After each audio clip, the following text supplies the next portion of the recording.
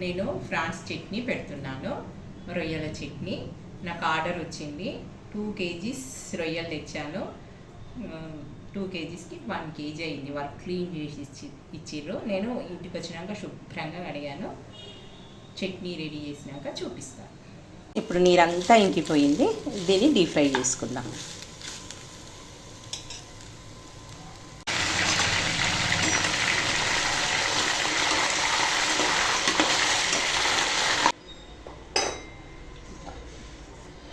అన్నీ deep fry చేసిన. ఇప్పుడు ఇందులో 4 స్పూన్ల అల్లం వెల్లిగడ్డ వేయాలి, ఫ్రెష్ది. ఇదే ఆయిల్లో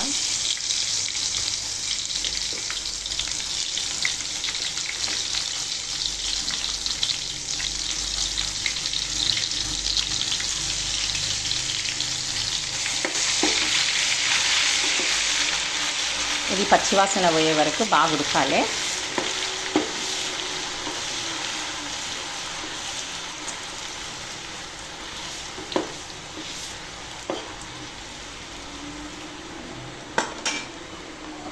ఈ డీప్ ఫ్రై చేసినవి అల్లం వెల్లిగడ్డ నూనెలో వేసేయాలి. మళ్ళీ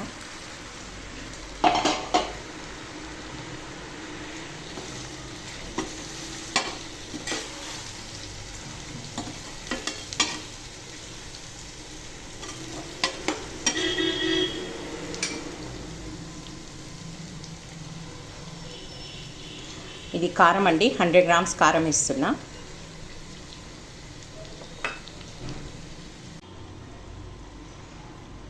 అన్ని మసాలాలు వేసిన, జీలకర్ర, మెంతులు, ధనియాలు, గరం మసాలా, మెంతుల పొడి అన్నీ వేసిన. ఫ్రాన్స్ చట్నీ రెడీ అయ్యింది. ఇవి 4 నిమ్మకాయలు తీసుకున్నాను, రసం తీసిన. ఈ రసం ఇందులో వేయాలి.